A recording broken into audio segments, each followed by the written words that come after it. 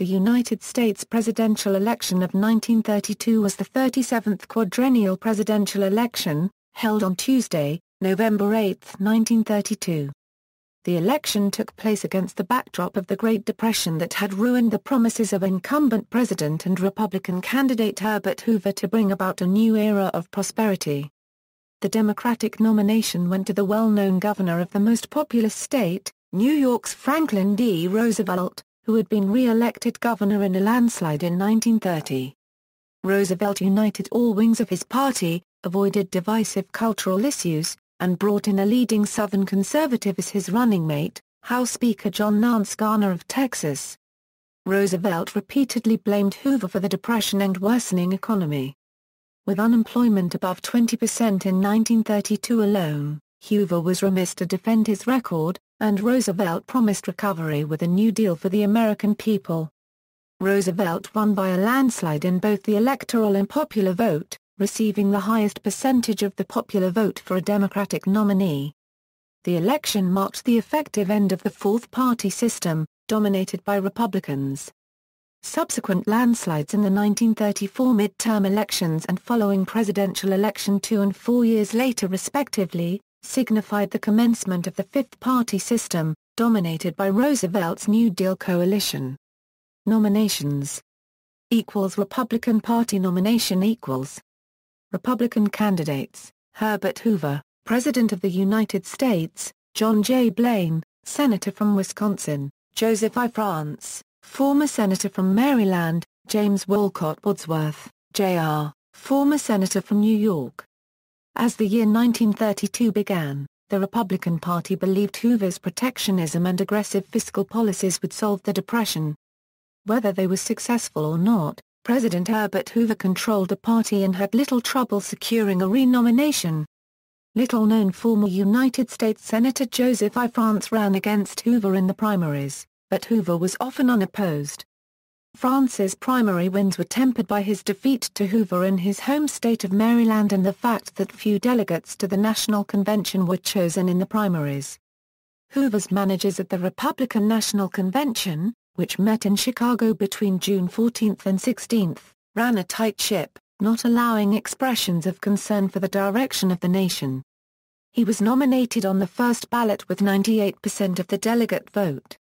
The tally was spectacularly lopsided. Both rural Republicans and hard-money Republicans balked at the floor managers and voted against the renomination of Vice President Charles Curtis, who won with just 55% of the delegate votes. Democratic Party nomination Democratic candidates, Franklin D. Roosevelt, Governor of New York, Al Smith, former Governor of New York and 1928 Democratic presidential nominee, John Nance Garner, U.S. Speaker of the House from Texas. The leading candidate for the Democratic presidential nomination in 1932 was New York Governor Franklin D. Roosevelt. Speaker of the House John Nance Garner and former Governor of New York Al Smith were trailing him.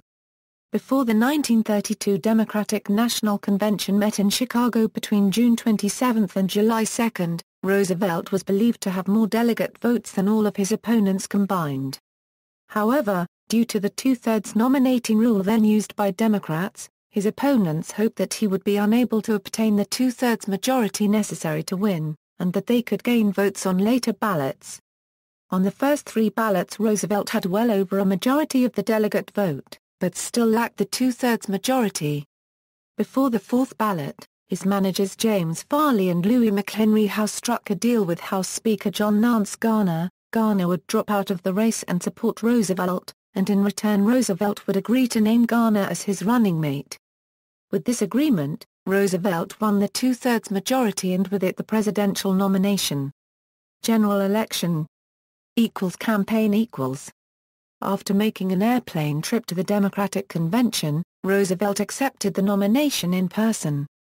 In this history-making speech, Roosevelt promised to abolish useless offices, and eliminate unnecessary functions of government, stating that government federal and state and local costs too much, and even promised to help facilitate the restoration of the trade of the world. Roosevelt's trip to Chicago was the first of several successful, precedent-making moves designed to make him appear to be the candidate of change in the election. Large crowds greeted Roosevelt as he traveled around the nation. His campaign song "Happy Days Are Here Again" became one of the most popular in American political history, and, indeed, the unofficial anthem of the Democratic Party. Although Roosevelt was not as widely known as Smith had been in 1928, his utterances made him appealing to some of the same elements of the population that had supported Smith 4 years before. Moreover, the Democrats were united as they had not been in 1928, as Roosevelt's Protestantism was by no means detrimental as Smith's Roman Catholicism had been 4 years prior. The Democrats were also united closely, more so than they had been at any time in the fourth-party system. Cultural issues that had dominated previous elections, like Catholicism in 1928 and the Ku Klux Klan in 1924, were nearly dormant. Prohibition was a favorite Democratic target, as few Republicans tried to defend it. There was a mounting demand to end prohibition and bring back beer, liquor, and the resulting tax revenues. In contrast, Hoover was not supported by many of the more prominent Republicans and violently opposed by others, in particular by a number of senators who had fought him throughout his administration and whose national reputation made their opposition of considerable importance. Many prominent Republicans even went so far as to espouse the cause of the Democratic candidate openly. Making matters worse for Hoover was the fact that many Americans blamed him for the Great Depression. For more than 2 years, President Hoover had been restricting trade and increasing taxes on the wealthy with legislation such as the Smoot-Hawley Tariff Act and the Revenue Act of 1932. Roosevelt lashed out at Hoover, "I accuse the present administration of being the greatest spending administration in peacetime in all our history." Garner accused Hoover of leading the country down the path of socialism. The outrage caused by the deaths of veterans in the Bonus Army incident in the summer of 1932, combined with the catastrophic economic effects of Hoover's domestic policies, reduced his chances of a second term from slim to none. His attempts to campaign in public were a disaster, as he often had objects thrown at him or his vehicle as he rode through city streets. In his addresses, Hoover attacked Roosevelt as a capitalist president who would only make the Depression worse by decreasing taxes, reducing government intervention in the economy, promoting trade with the world, and cutting government to federal and state and local. However, with unemployment at 23.6%, Hoover's criticisms of Roosevelt's campaign promises did nothing more than further lower his popularity with the public. Roosevelt himself did not have a clear idea of the New Deal at this point, so he promised no specific programs. It was said that even a vaguely talented dog catcher could have been elected president against the Republicans. Hoover even received a letter from an Illinois man that advised, "Vote for Roosevelt and make it unanimous." Hoover called Roosevelt a chameleon in plaid, and Roosevelt called President Hoover a fat, timid capon. In the last days of campaigning, Hoover criticized Roosevelt's nonsense, tirades, glittering generalizations, ignorance, and defamation. The election was held on November 8, 1932. Maine held separate state elections in September. Results equals. This was the first election since 1876 in which the Democratic candidate won a majority of the popular vote, and the first since 1852 in which a Democrat secured a majority both in the popular vote and the Electoral College. Although the other vote of 1932 was 3 times that of 1928, it was considerably less than what had been recorded in 1920. The Democratic candidate won the support of 22,817,883 voters, the greatest vote ever cast for a candidate for the presidency up until that time, and 1,425,000 greater than that cast for Hoover in 1928. It is to be noted that Hoover won a greater percentage of the vote in 1928, as did Harding in 1920. But the national swing of 35.17% impressed all who considered the distribution of the vote, and indicated that more than 1/3 of the electorate has switched from supporting Republican Party to the Democratic Party. Only once in this period had there been a comparable shift. In 1920 there was a 29.29% swing towards the Republicans. The swing from Smith in 1928 to Roosevelt in 1932 remains the greatest national swing of the electorate between presidential elections in the history of the United States. 1932 was a realigning election, as Roosevelt and the Democratic ticket won a sweeping victory over Hoover and the Republicans, extending their control over the U.S. House and gaining control of the U.S. Senate. 12 years of Republican leadership came to an end, and 20 consecutive years of Democratic control of the White House began.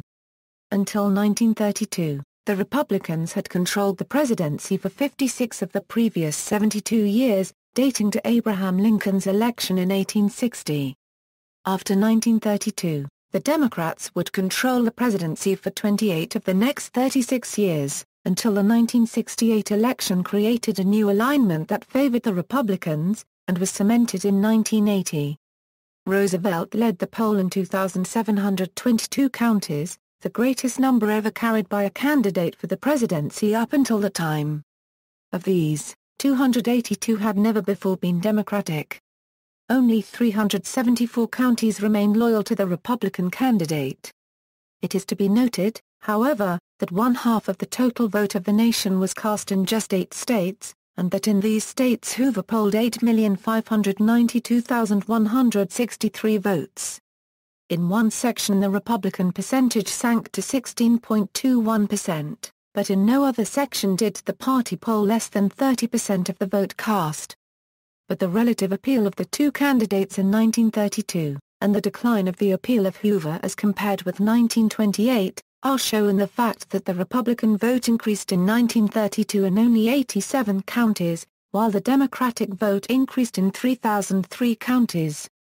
The great vote cast for Hoover, and the fact that in only one section of the nation did he have less than 500,000 votes and in only 3 states outside of the South less than 50,000 votes, make it clear that the nation remained a two-party electorate, and that everywhere, despite the triumph of the Democrats, there was a party membership devoted to neither the new administration nor the proposals of the socialist candidate who had polled 3/4 of the other vote. The Roosevelt ticket swept every region of the country except New England and carried many reliable Republican states that had not been carried by the Democrats since their electoral landslide of 1912, when the Republican vote was divided. The state of Minnesota was carried by a Democrat for the first time in its history, leaving Vermont as the only remaining state never to be carried by a Democratic candidate. In contrast to the state unregistered trademark's solid support of Republicans prior to this election, Minnesota has continued supporting Democrats in every presidential election but 3 since 1932. Roosevelt's victory with 472 electoral votes stood until the 1964 victory of Lyndon B. Johnson, who won 486 electoral votes in 1964, as the most ever won by a first-time contestant in a presidential election. He also bettered the national record 444 electoral votes for any American presidential candidate, set by Hoover only 4 years earlier. Source: Leip, David. 1932 presidential election results. Dave Leip's Atlas of U.S. Presidential Elections. Source: Electoral College Box Scores 1789–1996. Official website of the National Archives. Results by state. Close states. Margin of victory less than 5%, Connecticut, 1.14%, New Hampshire, 1.43%, New Jersey, 1.90%, Delaware, 2.44%, Ohio, 2.85%, Massachusetts, 4.00%, margin of victory between 5% and 10%, Pennsylvania, 5.51%, Michigan, 7.92%, Kansas, 9.43%. Geography of results. Cartographic gallery. Statistics. Counties with highest percent of vote: Wilkinson County, Georgia 100.00%, Armstrong County, South Dakota 100.00%, Lancaster County, South Carolina 99.84%, Sharkey County, Mississippi 99.82%, Colleton County, South Carolina 99.69%. Counties with highest percent of vote: Johnson County, Tennessee 84.51%, Jackson County, Kentucky 84.28%, Leslie County, Kentucky 82.96%, Owsley County, Kentucky 79.08%, Sevier County, Tennessee 77.01%. Counties with highest percent of vote: Sheridan County, Montana 32.54%, Thurston County, Washington 23.12%, Clallam County, Washington 22.73%, Berks County, Pennsylvania 22.17%, Lake County, Minnesota 21.75%. Bibliography: Anderson, Christie. The Creation of a Democratic Majority, 1928–1936, Statistical Study of Voting Patterns, Burns, James McGregor, Roosevelt, The Lion and the Fox, Eden, Robert. On the Origins of the Regime of Pragmatic Liberalism, John Dewey, Adolph A. Bell, and FDR's Commonwealth Club Address of 1932. Studies in American Political Development 7 No. 1 pp. 74–150. Friedel, Frank. Franklin D. Roosevelt, The Triumph. The Most Detailed Biography, Friedel, Frank. Election of 1932 inches, in Arthur M. Schlesinger, Jr., ed., The Coming to Power, Critical Presidential Elections in American History, Gosnell, Harold F., Champion Campaigner, Franklin D. Roosevelt, Gosnell, Harold F., and Norman N. Gill. An Analysis of the 1932 Presidential Vote in Chicago. American Political Science Review 29.06 967 984, Statistical Online, Hook, D.W. Commonwealth Club Address, Redefining Individualism, Adjudicating Greatness 7, 3, Rhetoric and Public Affairs 7 No. 3 pages 259+, Hoover, Herbert. The Memoirs of Herbert Hoover, The Great Depression, 1929–1941, Nicolaides, Becky M. Radio Electioneering and the American Presidential Campaigns of 1932 and 1936, Historical Journal of Film, Radio and Television, June 1988, Volume 8 Issue 2, pages 115–138, Peel, Roy V. and Thomas C. Donnelly, The 1932 Campaign, An Analysis, Pietrusser, David 1932, The Rise of Hitler and FDR, Two Tales of Politics, Betrayal and Unlikely Destiny, Ritchie, Donald A. Electing FDR, The New Deal Campaign of 1932, Ritchie, Donald A. The Election of 1932 Inches in William D. Pedersen, ed. A Companion to Franklin D. Roosevelt pages 77–95 online, Robinson, Edgar Eugene. The Presidential Vote, 1896–1932 Voting Returns for Every County, Schlesinger, J.R., Arthur M. The Crisis of the Old Order. See also, United States Senate Election, 1932, United States House Election, 1932, History of the United States, Timeline of the Great Depression, First Inauguration of Franklin D. Roosevelt. References. External links, 1932 Popular Vote by Counties, How Close Was the 1932 Election? Michael Shepard, Massachusetts Institute of Technology, Election of 1932 and Counting the Votes. Navigation.